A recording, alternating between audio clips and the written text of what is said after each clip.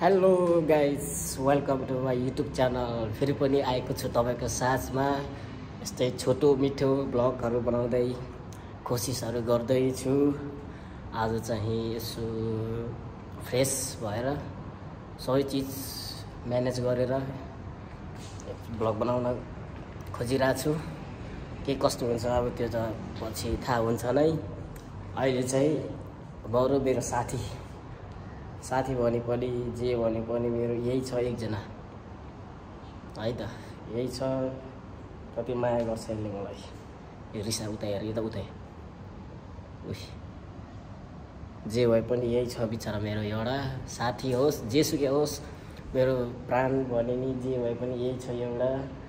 So उनी र म मात्रै छु अहिले रुममा, अनि अरूहरू चाहिँ काममा हुनुहुन्छ क्या हो। आज चाहिँ मेरो छुट्टी भएको कारणले यसो तपाईँहरूको साथमा यसो छोटो मिठो भ्लग बनाऊँ कि भनेर एउटा कोसिस गर्दैछु। सो तपाईँले हेर्दै गर्नुहोस् अनि इन्जोय गर्नुहोस्, मनोरञ्जन गर्नुहोस् कस्तो लाग्छ है। आए कोतार्यो गधाले कोतार्यो जा के गर्नु, यस्तै छ है। फोरे तँलाई म भोलि पनि आउँछु पक फोरे गद्दारे आइजा।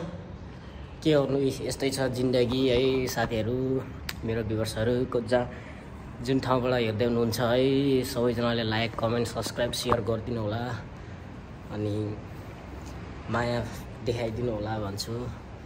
अब के गर्नु, भर्खर स्ट्रगल गर्दैछु, भर्खर बुझ्ने भएको छु। सबैले सपोर्ट गर्नुहोस्, साथ दिनुहोस्, अवश्य राम्रो हुनेछ भन्ने आशाको साथ आज चाहिँ यसो के गरौँ भइरहेछु। अनि बोर्डिङ फिल पनि भइरहेछ। लास्टै एक्लो छ है, कोही पनि छैन। अनि त्यही हो मेरो पिन्चु उता छ। पिन्चु हाई भन्थ्यो यता दर्शकहरूलाई डराउँछ कि फेरि दर्शकहरू देखेर डराउने खालको छ फेरि। त्यही हो गाइज, जस्तो भए पनि अब हेरिदिनुहोस्, मनोरञ्जन गर्नुहोस् है त। ओके, पछि भेटौँला, सी यू। रुमतिर जानुपर्ने हुन्छ। रुम पनि मिलाएको छैन, हेर्नु न अल्छी छु नि म फेरि अलिक। रुमहरू च्यात्ता मिलाउनु पर्छ, रुम पनि च्यात्ता भएर बसिरहेको रहेछ। सुतेदेखि अब भर्खर उठेर अब मुख धुँदै थियो, फ्रेस भएर अब म्यानेज गर्नुपर्छ, मिलाउनुपर्छ सबै कुराहरू। गाह्रो छ हो हजुर, गाह्रो छ।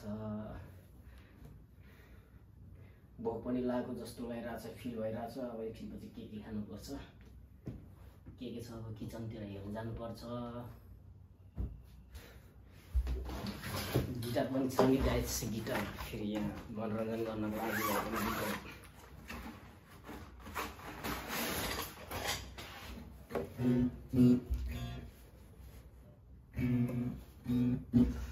हेलो गाइस,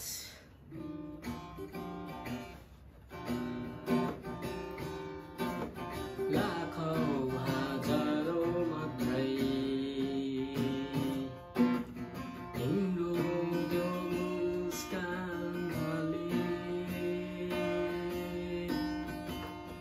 मलाई सताउने।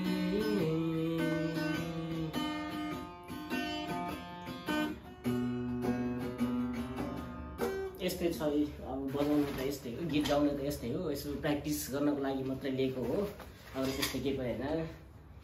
यो सिक्दैछु। मेरो सोच ड्रिम त यो सिङ्गिङ होइन, तर पनि यसो के होला कहिले यसो मनोरञ्जन गरौँ न, आफूले मनोरञ्जन गर्नुपर्छ भनेर मात्रै हो। सो त्यस्तै छ है त गाइज। अब सबै कुराहरू मिलाउनु पर्ने छ, नत्र फेरि कस्तो फोरे गत्रे रहेछ भन्छ होला फेरि दर्शकहरूले। आई कम ब्याक फेरि अब बाहिरतिर जानुपर्छ। त्यो चाउचाउ पकाएर खाने त होला, भोक लागेको होला। यो पिरो सिरो अमिलो के हुन्छ, यो चाउचाउ पकाएर खानुपर्ने अवस्था आयो अब है। के छ किचनतिर अझै हेर्नुपर्छ होला। यतिकै भोकमा बस्ने कुरो त भएन नि त।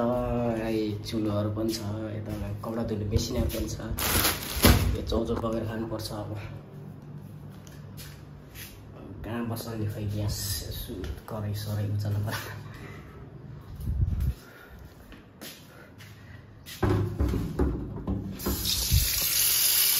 यसरी बनाउने, पानी हाल्ने, उमाल्ने हो, चौचौलाई उमाल्ने, अनि कानियाम खर्याम हो कि के सर्याम भन्छ खाने हो। पल्टिन्छ कि के हो, म्यागबाट डर लागिरहेको छ त। यस, फाइनली सक्सेस भयो ग्यास सल्काउन पनि। अब आएर यस्तै छ गाइजहरू है। एकछिनपछि देखाउँछु। अहिले अब खानपिनको व्यवस्था गर्नु पऱ्यो नि त पहिला आफू, अनि त्यसपछि पो बल्ल बोल्न सकिन्छ, हिँड्न सकिन्छ, एक्सर्साइज गर्न सकिन्छ। अब एनर्जी छैन, त्यही भएर एकछिन भेटाउनु गाई च्याटर च्याटर। ओइ डोना दाजुको उस लिएको छ मैले पनि। फ्यान हो, जे भयो बिग फ्यान हो डोना दाजुको। So no worry. चौचौ उमाल्दैछ है साथीहरू। यसो मुख रसाउँदै हुनुहुन्छ होला तपाईँहरूले, मुख रसाएर राख्नु होला। यस्तै छ। हामी नेपाली हो तर पनि स्वाङ क्या बढी हाम्रो नेपालीको। चप्सी चलाउन आउँदैन आउन त, तै पनि स्वाङ के हामी नेपाली त हो, जे पनि गर्न सकिन्छ नि त भनेर मात्रै यसो स्वाङ। चप्सी समात्न त यस्तै हो। त्यही भएर आफूले जिन्दगीमा गर्न चाहियो भने हरेक कुरा सकिँदो रहेछ क्या। गर्नलाई कोसिस गर्नुपर्ने रहेछ भन्ने कुरा हो। त्यही चाहियो भने मान्छेले जे पनि गर्न सक्दो रहेछ। हामी खाने मान्छे बच्चैदेखि जन्मेदेखि हुर्के यत्रो भइसक्यो। हाल्ने यत्रो हाल्ने के गम खाएर आएको मान्छे अहिले परदेशीमा आएर स्वाङ के फेरि चप्सी। नेपालीको स्वाङ। तर केही छैन, सिक्नुपर्छ जिन्दगीमा यस्तो यस्तो चिजहरू पनि कहिले काम लाग्न पर्छ। अस्ति सुरुमा त म त आएको थियो यहाँ हाम्रो सबहरूले, हाम्रो बसहरूले यहाँ पाती के दिइरहेको थियो हामी सबै स्टलहरूलाई।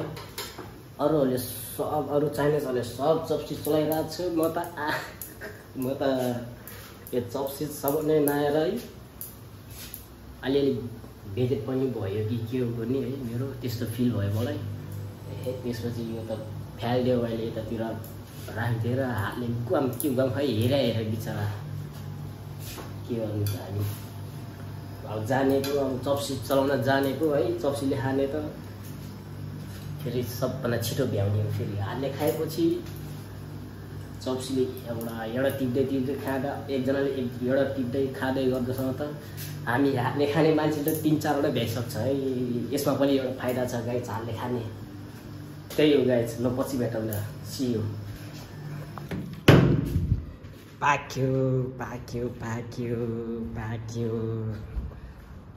है गाइज। अब खाने हो, भोला छु। कता गयो मेरो पिन्चु? पिन्चु इ ल आइज ल खा। ओइ के हो, सब नै आउँदैन त, झर्दैन त। ल नखाने? ओके। दाइले माया गरेको नि त खान्न अरे। तर ठिक छ, दाइले नखाएर के हो त, हामी खान्छौँ नि त, दाइले खान्छ नि त। ल है त गाइज खाए ल। के भन्छ नि त, अहिले दिक्कै भाइरल भइरहेछ नि त। म पनि खाएँ ल, हेर्नुहोस् ल। चप्सी त सम्म यस्तै छ है, एकचोटि टेस्टिङ है।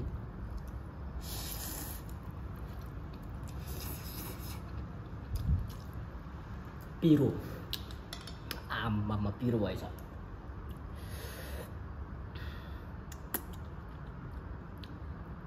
पिरो गाह्रो भयो। पानी छैन फेरि, खाने पानी छैन फेरि। अब तल जानुपर्ने हुन्छ अब पानी लिनलाई।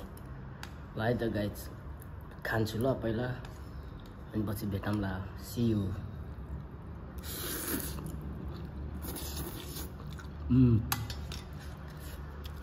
मिठो हेर्नु अन्त मेरो पिन्चुले क्या हेरिरहेको छ यहाँ मलाई आइज सुटी राख ल अल्छी मलाई हेर्नु त फोर एक गरेलाई म यस्तो खतरा नआउँछु नि त्यसलाई त पक्क दर्शकहरूलाई हाई भनिदेऊ भाग्छस् हाई भनिदेऊ खुट्टा भाँचेर नि फेरि अस्ति यसको बिचरा हाई भनिदेऊ जान्छ बुझ्छ बिचरा लुच्छस् खै त उसको खेलाउने कुराहरू थियो त खै यता रहेछ यसको खेलाउने कुराहरू हेर्नुहोस् है अब यो खतरा हुन्छ है आइज go go go go go go go ले या ट्रेडिङ गर्दैछु नि त म यसलाई ट्रेडिङ गराउँदैछु यसले खतरा बल खेल्छ नि त क्रिकेट खेल्छ क्रिकेट हेर्नु है त ए अहिले पुगेन छ के उतातिर ल पिन्चु गो अल्छी हुन्छ जा जा जा त्यो लि तँलाई अहिले म सँगै सुटाउँदिनँ तँलाई म सँगै सुटाउँदिनँ अब त्यसले मलाई मन दुखायो आज लास्टै मन दुखायो नि त यसरी मन दुखाउने होइन नि त दाजुलाई त्यसले भनेको मानेन नि त आइज ऊ लेट्स गो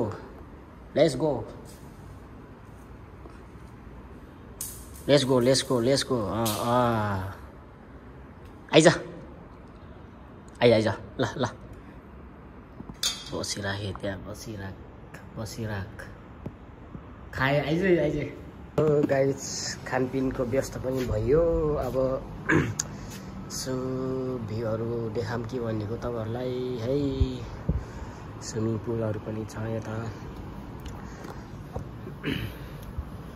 लास्टै पिरो भयो पेट पोल्यो अब यो पचाउनलाई अब जानुपर्छ होला फेरि कता न कतै पक्कै पनि गाह्रो भयो यहाँ मेरो भाइ पिन्चुसँग अब कुरा गर्छु म एकछिन है आइजी अब यसले ट्रेनिङ गराउँछु ल म एकछिन आज है ल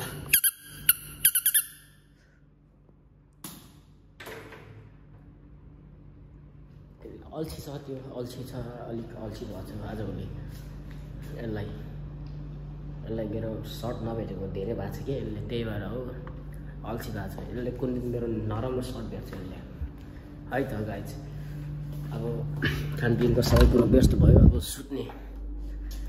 सुत्ने त बल्लले अब अलिअलि पचाउनु त पर्यो रेस्ट गर्नुपर्छ है ल यहाँ साथीको हेर्नु साथीको ओछ्यान फेरि होच्यान मच्यात्तै के छ फेरि अलिक केटा मान्छे अलिक यस्तै हुन्छ सबैको स्वभावै यस्तै हो केटा मान्छेको त्यसमा अन्यथा लिनु पर्दैन सबैले तर म चाहिँ अलिक त्यस्तो टाइपको पनि छैन है फेरि म चाहिँ अलिक सरसफाइमा अलिक ध्यान पनि गर्छु ध्यान बढी फोकस हुन्छ म त्यसमा चाहिँ त्यो कुरा चाहिँ म लिन्छु है त्यो कुरामा चाहिँ छ ममा एउटा अरू कुरा नभए पनि सरसफाइमा चाहिँ छ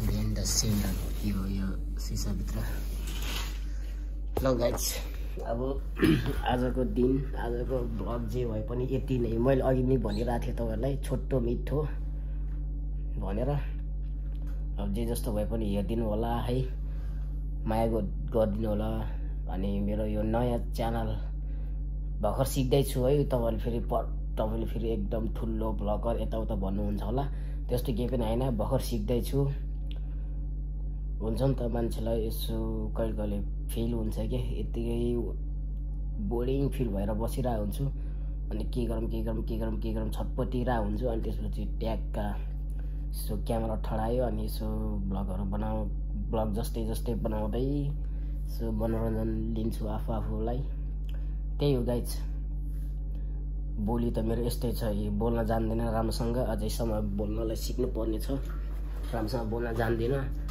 अन्यथा नलिनु होला अड्किन्छौ बोल्दा अड्किन्छु कहिले कता पुग्छ अब मगरको छोरो हो, जिब्रो लाटो हो कि के हुन्छ भन्थ्यो अब पहिला बुढो पाखाहरूले। त्यस्तै छु है गाइज, अन्यथा नलिनु होला। जे जस्तो भए पनि तपाईँले मन हेरिदिनु होला है, अनि सपोर्ट पनि गरिदिनु होला भन्छु। अनि सबैजनाले सब्सक्राइब, लाइक, कमेन्ट, सेयर गरिदिनु होला। यस्तै त हो नि मान्छेहरूको, एकैचोटि त जान्दैन सबै कुरा है, पछि बिस्तारै बिस्तारै सिक्दै जाने, लड्दै बढ्दै त जाने हो, सिक्ने हो हरेक कुरा। सो त्यही भएर म पनि यो अब सुरुवातको दिन हो, सुरुवात हो। आज मात्र होइन, सुरुवात अहिले यो समय भनेको मेरो सुरुवात दिन हो। दुःख गर्ने, स्ट्रगल गर्ने, हरेक कुरा गर्ने भनेको। सो तपाईँहरूले चाहिँ यसमा अन्यथा लिनु पर्दैन है, अन्यथा नलिदिनु होला भन्छु। अनि के गर्नु त, अब यस्तै त रहेछ जिन्दगीहरू, यस्तै त रहेछ भन्ने कुरो बल्ल अहिले आएर बुझ्दैछु, महसुस हुँदैछु। अब नेपाल आफ्नै घर ठाउँमा भएको भए अहिलेसम्म खै हल्लिएर हिँडेर हुन्थ्यो होला, लखर कता कता। अहिले त परदेशीमा आएपछि धेरै कुरा बुझ्दो रहेछ। यही नै हो, परदेशी आएको कारण त पैसा त यस्तै हो कि, पैसा कमाउन त यस्तै हो, कमाउने मान्छेले कमाइरहेको होला। तर पैसा भन्दा पनि यो परदेशीमा चाहिँ बुझ्दो रहेछ हरेक कुरा। त्यही हो, आफ्नो बाबा मम्मीले नेपालमा बस्दाखेरि बाबा मम्मीसँग बस्दाखेरिको कुराहरू, धेरै कुराहरू याद आउँदो रहेछ। जे होस् परदेशीमा यस्तै छ है गाइज। अब दुःख सुख जे भए पनि आत्तिनु चाहिँ नहुँदो रहेछ। ल गाइज, आजको मेरो ब्लग यही राख्नेछु। ओके, बाई सबैजनालाई, सी यू।